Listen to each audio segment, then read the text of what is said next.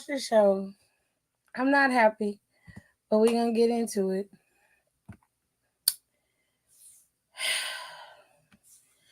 The show kicked off with Cody and Solo cutting their respective promos. As Cody began to cut his promo, Solo cut him off respectfully, well, disrespectfully, and essentially was just like, you can save all of that bullshit. I don't want to hear it. I'm going to take the championship off of you, bring it back to the bloodline. The previous tribal chief was weak. That's why you was able to beat him. But I'm not him, and I'm going to win. That was pretty much the gist of what he was saying, right? Cody was like, nah, I beat the tribal chief. You're a wannabe. And since you're a wannabe, this is going to be a cakewalk. You feel me? Now, he told Jacob Fatu he was a big, dumb son of a bitch and he wasn't afraid of him. Said to Tama, look, we got a storied past. We go way back, but you know damn well I'm not afraid of you. And Tongaloa, ain't nobody scared of you. Okay? So he cut everybody down. And that's when the homies left and Smackdown began. Now, after that, Carmelo Hayes cut a promo on Andrade, alluded to him switching off from company to company, talking his shit or whatever. He then had a match with Andrade tonight. He tried to roll Andrade up and get him with a cheap roll up pin. Tried to hold his tights. That didn't work, and he ended up losing the match due to Andrade rolling him up. So there's a lot going on. It was a whole lot of chat. Anyways, we had another match between Apollo Crews and Santos Escobar. Santos Escobar was upset because last week he lost in his match, I believe it was to LA Knight. And he also was upset that Legado del Fantasma lost in the tag team gauntlet. And so they needed to make an example of Apollo Crews tonight, which it took all of them to beat him, which was wild, including Baron Corbin, who was out there having his back. I kind of wanted Apollo to go over. I feel like Legado need to be in more of a slump. Losing 2 matches in a row to me is not a slump. I don't know about y'all, but that's not a slump to me. And I feel like they could have done better than that. Okay. So we had that. Okay. The tag team titles were defended. Both tag team titles were defended, if you call it that. It really wasn't much of a defense between Alba and Isla because as soon as they got into the groove of the match and it looked like they was about to lose, Blair Davenport interfered in this match for some weirdo reason. Like it was just out of nowhere. She is an odd duck, and I don't mean that in a good way. I mean it in a way of like the way she does things is very sloppy and she has no cleanliness to the way she wrestles, and I don't like that. That makes me very, very irritated with her performance. And I know a lot of people like Blair, live your best life, but she is very sloppy in the ring to me. She attacked Jade, and the ref called for a DQ. Y'all know titles don't change hands on DQ. Even though Bianca and Jade technically won that match, they were outnumbered by the 3 goons that I don't know what they gonna call themselves. I guess they gonna put Blair in this faction with them. And of course, Naomi was nowhere to be found. She was not here. So it wasn't an easy win or an easy beat down for all 3 of them because it took all 3 of them to take down Bianca and it took all 3 of them to take out Jade, which they did viciously. They threw Jade over the table. She hit her back on the edge of that chair and she was laid out. She didn't get up and nobody was over there. They was calling for the doctors to respond. It was a lot. So hopefully that was just, kayfabe and she's okay. She didn't really get injured, but yeah, it was a lot. So those were all the matches outside of the men's tag team title, which main evented, right? So Logan Paul had a, it was whack. He claimed it was a ceremony where he was being honored, and these were esteemed members of Cleveland. They weren't. None of them people were anything to our city. Let me reiterate. None of those people in the ring meant anything to the city of Cleveland in any way, shape, or form. They have no jurisdiction of any kind in the city. They ain't no mayor, they ain't no city councilman, they're no governors of the state. They are nothing. They mean absolutely nothing to the city or to the state of Ohio. I don't know who they were. They were obviously actors and actresses out there. Cool. Nick busted them and was like, I Googled these bitches and they, nothing came up for these hoes. And he was like, oh, don't worry about it. They're legit. Sure. So he wanted to hang a banner in the rafters to forever commemorate his title reign, his 2 title defenses in 200 plus days. And well, the banner drops and it just has yeah written across his face. So he's very upset. He's distraught. He's dismayed. How dare you disrespect me this way? You know, whatever. LA Knight goes in the back and looks for a banner for him to replace it, can't find it, but his prime truck is out there. So he gets in Logan Paul's prime truck, and Logan Paul's stupid ass literally runs out there, and LA Knight drives away. Gone like a thief in the night in this man's prime truck. It's a pretty gaudy prime truck. It's really gaudy and hideous looking. But anyways, he's a whole ass weirdo, so I really hope that he loses tomorrow. I do. I really hope he loses. I'm keeping it all the way 100. I hope he loses. This match pissed me off. This was Johnny Gargano's homecoming. Do you understand? This is probably going to be one of the only times that he actually gets to wrestle in a main event in Cleveland, Ohio.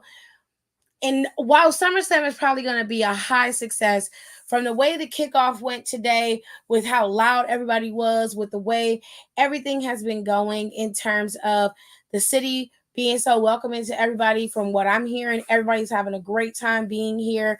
People love it here. They're enjoying the festivities. They're enjoying the city itself. From what I'm hearing, everybody's having a good time, which I'm happy about. Johnny Gargano's father's restaurant burned to the ground and it is gone.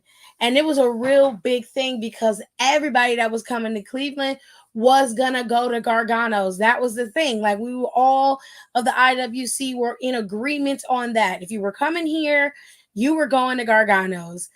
Unfortunately, you can't because the place burned down. And I just thought, like, maybe Triple H, just maybe, you know, he would throw us a little bit of a bone today and let Gargano walk in as champion and walk out as champion. But I knew the moment that they did that long ass intro with Ciampa and Gargano that he wasn't gonna leave as the champion. And I hate that for Johnny, because he deserves the right to be able to stand in front of his people and be admired as a champion. Not just in terms of him coming to the city as champ, but him being able to leave as champion, have a successful title defense as champion. He didn't even get to keep the title long enough, in my opinion, before now you put it right back on the bloodline. It's just as unnecessary as them putting that title back on Judgment Day. It wasn't needed.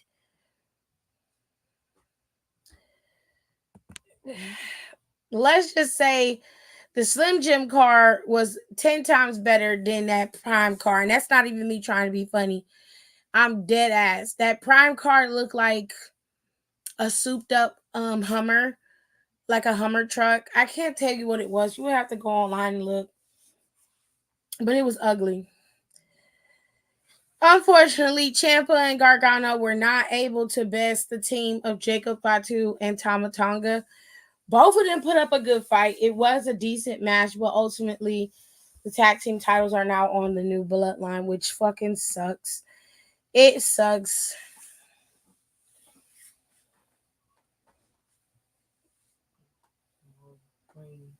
Go put on some deodorant, Junior. So that was disappointing. That broke my heart. That made me so upset. I didn't like that. But unfortunately, that's how the chips fall. I mean, if you care, since Melina Khan cares, Tiffany Stratton got a new briefcase from her friend Nia Jax. I don't care. It was a footnote in the show. It definitely didn't carry the show. It doesn't mean anything to me, but if it means something to you, congratulations. She has a new briefcase. Love that for her. Anyways, other than that, that was it. That was SmackDown. It was very loud in there though. It was nuts. The city was very, very much alive. And when they did the kickoff show today, Triple H came out there. The noise was deafening. You could not even hear yourself talk. That's how loud it was out there. So it's gonna be crazy at the stadium. It's gonna be batshit bonkers at the stadium. But I'm very, very excited and very curious to see how it's going to be for all of the matches leading into SummerSlam, which is going to start tomorrow. And if you care about the countdown to SummerSlam, countdown starts at around 5, and you guys can watch it leading all the way up until 8, which is when the show actually starts. I believe it's either 8 or 7. I'm not quite sure, but just to be safe, pop in around 7 o'clock, see what they doing. But here's the match card. This is the only non-title bout on the match card. CM Punk will face off against Drew McIntyre, and the special guest referee will be none other than Seth freaking Rollins. I did not pick an opponent to win in this match because I saw this happening so many different ways. But I'm gonna say if I had to pick a definitive winner, that winner's gonna be Drew McIntyre. I think that if somebody's gonna win first, it's gonna be Drew, and it's gonna be under some nefarious means. Is the only way I can explain it. Um, but they may give this W to CM Punk as well because Drew does still have his bracelet. But I can give the W to Drew and then have CM Punk attack him afterwards and get the bracelet. So there's all kinds of ways that this can be done. But I'm going to give the W to Drew. I'm just going to pick Drew. I have no dog in this fight. I like everybody in this match. CM Punk, Drew McIntyre, Seth. I like them all. So it doesn't matter to me who wins. The feud is going to be good either way. Moving into title bouts, these are the mid-card titles. Sami Zayn will face off against Braun Breaker. Unfortunately, I think Braun Breaker's probably going to take this one. I hate that for Sami, and I hate that for us that we have to watch Braun Breaker running around on SmackDown Raw, cheesing and happy because he has a fucking belt that he whined, bitched, and moaned to get. Sure, go off, King. Anyways, Logan Paul will face off against LA Knight. I'm curious as to how this is going to play out, but I'm hoping it will play out with LA Knight being champ because I feel like Logan's probably going to do something to weasel out of winning. He probably is going to blatantly low blow LA Knight and retain his championship. I'm going to stick with LA Knight, but I have a really sore feeling that Logan Paul's going to retain his championship, and that fucking sucks. Then we have Rhea Ripley facing off against Liv Morgan. I'm going to give the W to Liv Morgan. I think Liv's got something up her sleeve.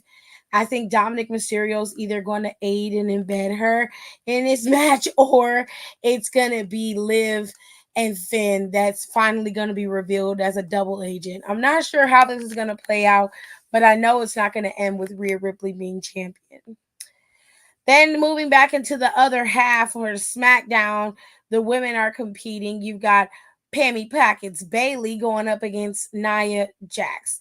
Now, there was no back and forth between these two today. They just did a recap of their feud. I'm a little torn on this feud Nia could very well take this championship from Bayley, but I don't think that she will. I'm going to go Bayley on this one. I think Bayley's going to retain. I think it's going to look like Tiffany Stratton's going to attempt to cash in. That's going to cause a big distraction. And then Nia's going to get pinned for the 1-2. Maybe Tiffany might attempt to cash in. I'm not sure, but I just don't see her. I don't know. I don't see Bayley dropping this title right now at SummerSlam. She could, but I just don't see it happening. Moving into the massive title scene, the big one, okay? Damian Priest will defend his World Heavyweight Championship against none other than Gunta, okay? Now, Damian Priest has been screaming from the rooftops how much of a fighter he is and how much heart he has, and he is going to defend his title with every fiber of his being and do everything possible to keep the Silver Spoon boy away from this championship. Meanwhile, Gunther aims to bring prestige and, to bring power and, of course, a polished look back to this championship because he feels like with it being on Damien, it's no longer respected. It doesn't mean anything, but on him, it'll mean the world. So who do I pick? I'm going with Damian Priest. I think Priest is going to beat Gunther in this match. Do I think it's going to be a clean 100% win? No, but I do think that Priest is going to beat Gunther. I think he's going to win. Last bout, we've got Solo Sikoa and Cody Rhodes facing off. This match has changed. This match was a traditional match, but now it is officially Bloodline rules. Now, whoever wins in this match is definitely going to be Cody. I don't think Solo is going to win this match.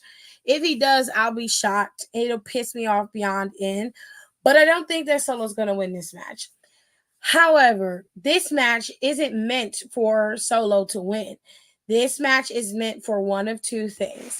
It either is going to flush out Roman to come back and start some shit again, or it's going to flush out The Rock to start some shit again. Me personally, I've heard two rumors.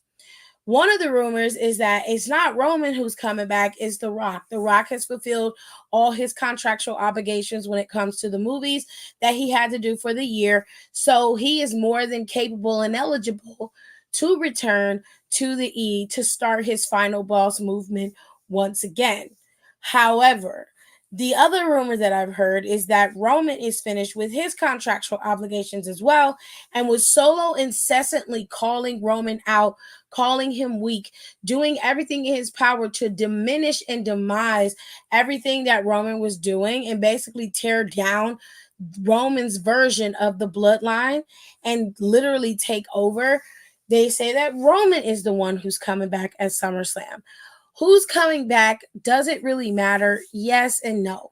So it matters in a sense of how the storyline will continue on because Cody should be removed from this storyline by who shows up at SummerSlam. This should remove Cody out of the picture and out of the fight with the bloodline and make the bloodline a family thing with no title. However, if it's The Rock, it won't be like that. The Rock has his own vendetta against Cody. So if it's The Rock just might join, take over the bloodline, and remove Solo on his own.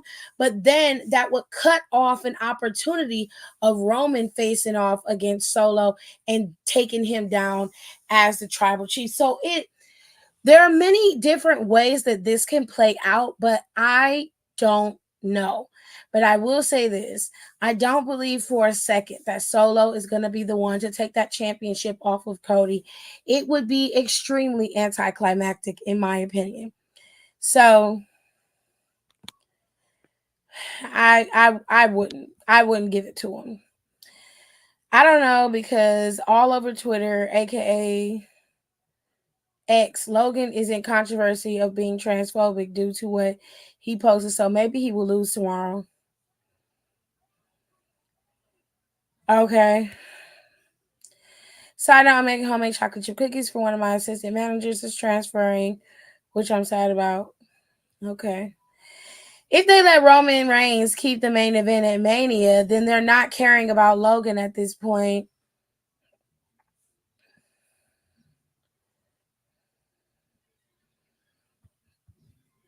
Okay, hey Tay, how are you? Anyway, but also when your sister is a real one, when she know that I love Braun Breaker and Marvel, so she buys me a Braun Breaker and an Avengers keychain. That's very sweet. So I'll consider it as a late B day, early Christmas present.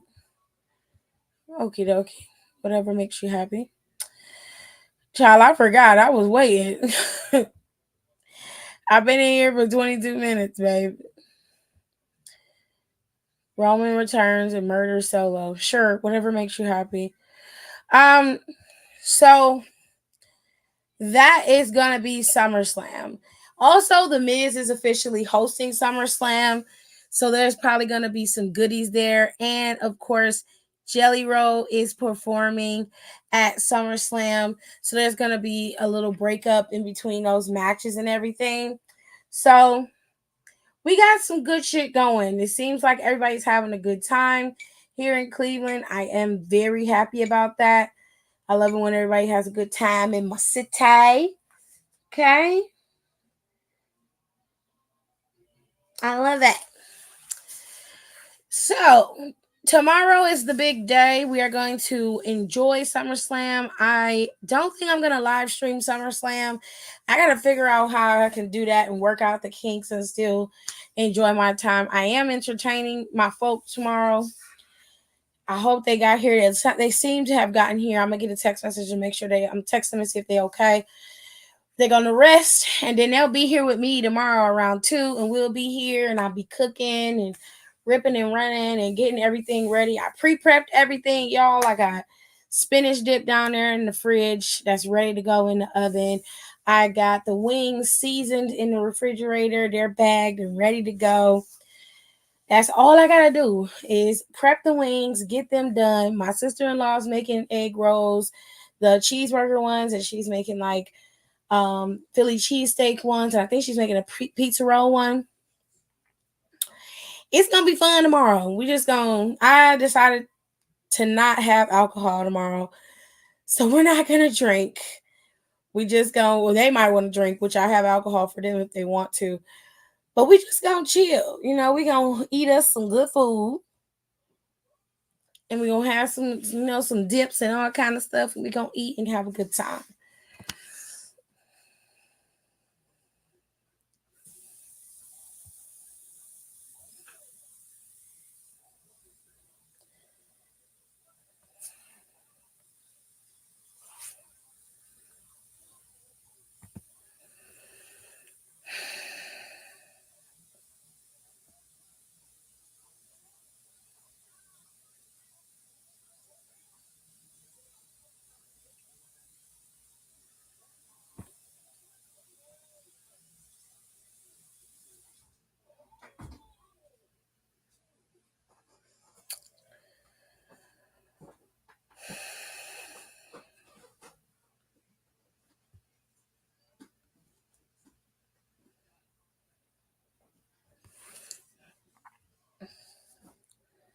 I just don't want to drink. No shade. Just don't want to drink tomorrow.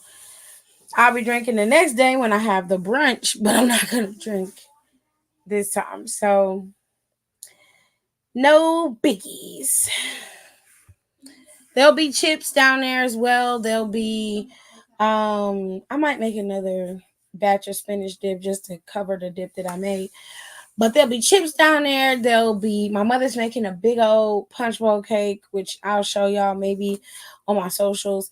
She's making that. There'll be chips down there. There'll be cookies. There's all kind of shit that's gonna be downstairs. So ain't no thing, okay? We're gonna have a good time. So I hope y'all enjoyed me recapping SmackDown for y'all. It was a very, very simple, quiet show. It was loud, but it wasn't, if that makes sense. They did exactly what they were supposed to do. Get everybody hyped for the show. They let Cleveland down a little bit by, taking out our only son. You know what I'm saying? But in the end, the one that's in dad's Dad's ice maker, I didn't clean that ice out, and it's got the cleaning solution in it, so you don't need to eat that. The one that's in the actual ice maker. Okay. All right. So y'all make sure y'all double back here because after we do the show, after we watch the show, I'm gonna go live and my peoples will be here and we can all go live together and talk about the show and y'all will see. We're gonna have a good time. It's gonna be amazing with a capital A. So make sure you come back over here so we can talk about the show and what we liked and what we didn't like and where we are headed going into Bash in Berlin as well as Bad Blood that is right there in October. That's the one that I'm more curious about. And they did make an announcement. Okay. They made an announcement today about Survivor Series. Okay. Survivor Series will be in Vancouver, British Columbia, which is Canada, I believe. Am I wrong? Do I know my geography? Yeah. British Columbia, Canada. I had to make sure I got it right. So, Survivor Series War Games, it is still going to be called War Games. I bet you it's going to be Bloodline versus Cody and somebody, child. So, it seems Triple H loved making his War Games matches have a theme. When he was in NXT Black and Gold, all of the War Games matches included Undisputed Era. Every single one of them. There was never a time when there was a War Games that didn't include Undisputed Era. And now we have a Survivor Series War Games, and there's never been a War Games that didn't include fucking Bloodline. Okay, so here we are, ladies and germs. Survivor Series War Games is going to be live, loud, and in color from Vancouver, British Columbia, Canada. Okay, so we got all of that happening. Okay, we got a fun time. Okay, we got a lot within the next couple of months. So we have Bash in Berlin. That's the next one after SummerSlam. This is at the end of August, which is 3 weeks from now. And then we have Bad Blood on October 5th. And then we have like a 2 month break. October, November. We got like a little bit of a break because October 5th is in the beginning of the month and War Games is at the end of the month. I imagine that in between there, probably early November, is where Crown Jewel is going to pop up. And they're going to go to Crown Jewel over in Saudi somewhere or Riyadh, you know, something like that. With all that being said, though, ladies and gents, y'all make sure you come back here tomorrow after Survivor Series, after SummerSlam, and we can get this party popping when we start talking about the show, what we liked, what we disliked, the whole nine. We gonna give y'all all of it. Until then, my friends, I hope you guys enjoyed my recap of Smackdown, and I will see you guys tomorrow when we talk about SummerSlam. Bye.